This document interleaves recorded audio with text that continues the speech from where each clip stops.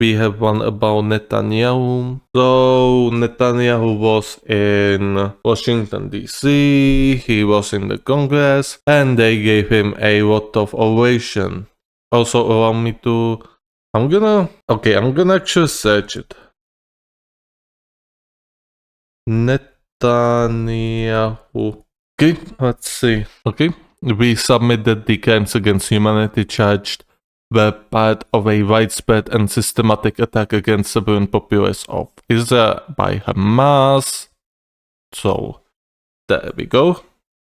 And other armed groups pursuant to organization policy. Some of these crimes in our assessment continue to this day. My office submits there are reasonable grounds to believe that Sinvar, Dave, Hanya are criminally responsible. So they are saying this, that these people, those leaders of Hamas, are responsible. And other armed groups, obviously, as I said, it would be most ideal if they would take all of the officers as well, basically the high command.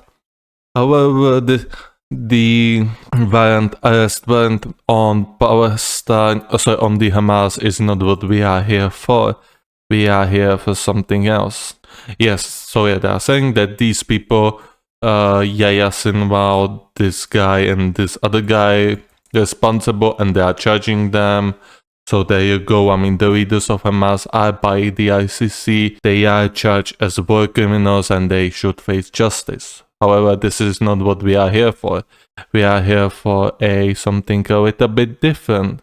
And yes, they reiterate the call for immediate release of all hostages taken from Israel. Much better resolution than what USA or somebody proposed, that they would start releasing them in some phases. No, just release them at once. There you go. I mean, in this sense, ICC is much more logical than some politicians, which is not really surprising. And now we go. Yes, on the basis of evidence collected and examined by my office, I have a reasonable grounds to believe that Benjamin Netanyahu, the Prime Minister of Israel, and Yoav Gallant, the Minister of Defense of Israel, bear criminal responsibility for the following war crimes and crimes against humanity committed on the territory of the state of Palestine. In the Gaza Strip from at least October 7, 2023.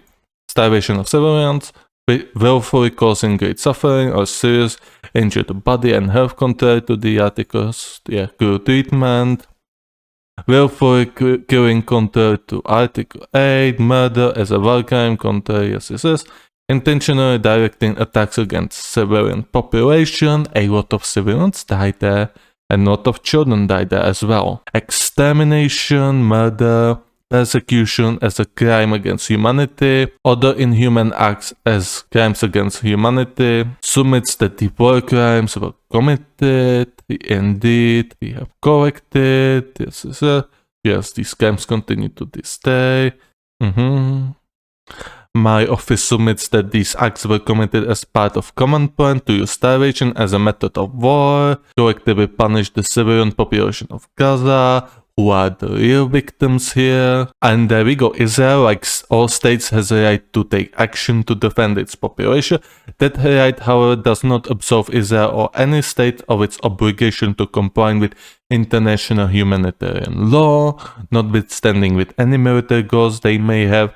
The means Israel chose to achieve them in Gaza, namely intentionally causing death, starvation, great suffering, and serious injury to body or health, or the civilian populations, are criminal. In presenting these applications for arrest warrant, my often I'm just gonna search his name. So he's a free. Yes. Today, my office seeks to charge two of the most responsible, Netanyahu and Gallant, both as co-perpetrators and as superiors pursuant to Articles 25 and 28 of the Rome Statute. The international law, the international law does not absolve anyone. Indeed, they have the full right to defend themselves. They have the full right to hand out the proper justice to the Hamas. However, what they did here, I'm gonna go to the live map UA as well. Live UA map. Let's see if we. So this small strip here is Gaza. So this territory is appeared to be controlled by the Israeli army, while there are incursions into these parts. Realistically, everything here is controlled by the Israeli army at this point. Hi, hello, hope you're doing well, my Lithuanian watcher. Everything here is controlled by the Israel at this point, and it has been in control of the Israeli army for months. And if anyone dares to tell you that it takes time, yes, it takes time to clear out those tunnels. However, think, Israel defeated Arab coalition in 7 days. Do you seriously think it would take almost a year at this point for Israel to clear out a bunch of fucking terrorists? No, it would not.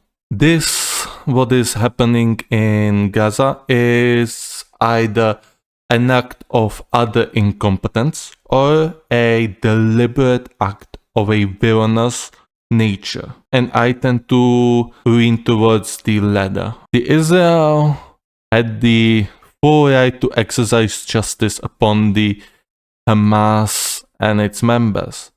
However, it did not have any right to starve and to cause deaths of thousands upon thousands of civilians in this region. The international law applies to all. You're not exempt from the international law, even if such atrocities were committed against you. Such punishment should be only reserved to those fullest directly responsible. These people had never ever did anything to Israel. They've been used as meat shields by Hamas for their records, for their bases. These people are hostages. These people are the real victims here. Because nobody cared to depose Hamas. Nobody cared to depose Hamas, and this is the result. Can I have a question? Why is Netanyahu called a bibi? Well, that's a good question, and I'm gonna find it for you. Why is Netanyahu called bibi? Oh, this is the first. Oh, bibi was his childhood name. People like to nickname politicians. I see. Bibi stands for... grandma. Okay, that's probably not correct. Okay, so I think it was his nickname. Maybe in the military, maybe it is his nickname his whole life, but yeah, like this is just his nickname, I guess. Like it seems there's nothing more to it. But I'm gonna take on... Thank God you cannot see the pop-ups here, because it once again was showing my email address, my, real life email address. Like, I hate it when these sites just show up your email address here. Like, pisses me so much. Thankful the stream cannot see it. Otherwise I would be really angry. Oh, here. Oh, they actually are talking about it. Why is it used now? I think it's two reasons. I see. So this is a theory that this makes him look more like down to earth and closer to the people. I'm not sure how that works. However, humans, I guess. But it does not seem to have any like vulgar or any other sense. It's just a nickname used by various people, I guess. So yeah, I mean, this nickname seems to have no meaning. Surprisingly, now we're gonna watch his speech here. After that, I'm gonna talk a little bit about what I think. Safe to say, I have some words to say about this. It's kind of funny. I mean, yeah, I guess so. I mean, it has different meaning from different people, I guess. So let's watch it now. I want to thank President Biden for his tireless efforts on behalf of the hostages and for his efforts to the hostage families as well.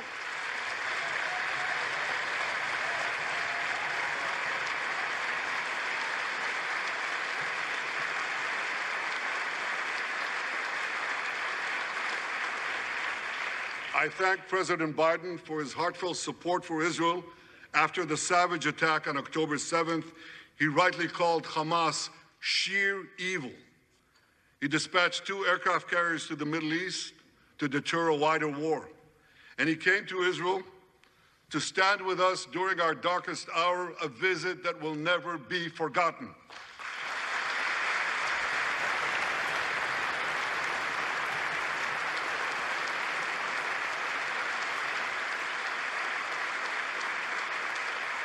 President Biden and I have known each other for over 40 years.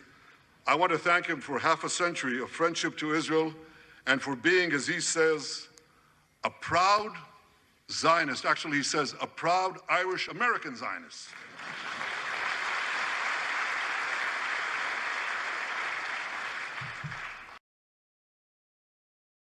I wanna unironic vomit.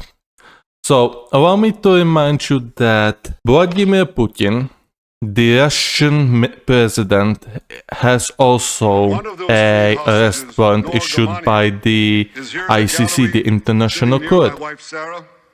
And then you have this guy just speaking in the United States Congress. United States abide by the ICC. They abide by the ICC ruling.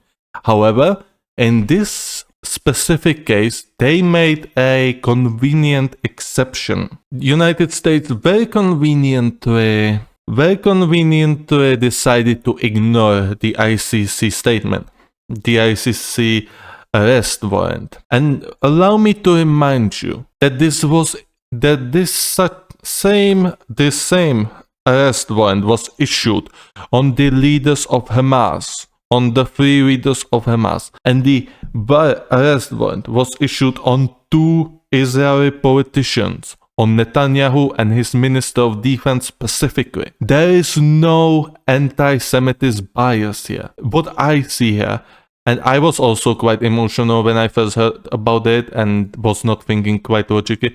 However, what I see here are clear facts, cold and clear facts as you would expect from the international court. Netanyahu should have been arrested and handed over to the international court. Yet the United States have reminded us that they are not a democracy. No, they are a very, very twisted republic. They do not abide by the popular vote. You should have already knew that now, considering you probably heard that the United States used the electoral college to elect their presidents. And the United States have on many occasions proven that they would ignore allies or any logical stances just to support their own biases. This here is, in my opinion, a completely logical document handing out arrest warrants on 5 people. Allow me to remind you that 2 arrest warrants were handed out for Vladimir Putin and I believe Maria Zakharova, the something of Russian Federation. The US recognizes the authority of the International Court when it suits them. United States recognize and they would arrest Vladimir Putin if he would step on the United States soil. Funnily enough, they have not done so in Netanyahu case. And now allow me to come back to what he just said, that Biden called himself a proud Zionist. I want to vomit. Zionism and Judaism is not the same. Zionism is the right-wing, ultra-Orthodox type of Judaism. That type of Judaism, which hosts people who openly supports the Gazan war. However, they refuse to take part in such wars. Indeed, you heard correctly. The ultra-Orthodox Jews, the Zionists, had draft exemptions. They weren't even fighting in Gaza. It were their Jewish fellows that were dying there, that were fighting there, that were committing those horrendous acts. So the people that are supporting and that they demand this war keeps on going, they are sitting safely home behind their TVs and do check shit. Not anymore. The Supreme Court of Israel had called for them to be finally drafted. And this might collapse the Netanyahu's government, hopefully. I hope that Netanyahu and the ultra-right are voted off, and they will never ever come back. Because what they did in Gaza is unforgivable. They had the full right to retaliate, to destroy Hamas. However, they did not have the right to starve out people and to cause almost, or if not more than 30 or 40,000 civilian casualties. That is unforgivable. Nothing new, they threatened the court to invade them if they ever arrest an American citizen for war crimes, I believe. Somehow I trust you. Like, I would not be even surprised. That is the USA in a nutshell. They will only abide something when it benefits them, when it suits them. However, when somebody dares to object their agenda, they will just throw them under the bus or invade them if they have oil. That's also why the USA have not invaded Gaza, because there's no oil. There's no article to this, unfortunately, but I really wanted to talk about this because also I heard from the Congresswoman Ocasio-Cortez. I'm not sure how reliable she is a sort of an information, because I don't really know Ocasio-Cortez. I only know she exists. However, she was talking about that some people that were in that room were not congressmen and congresswomen and not senators and senatwomen.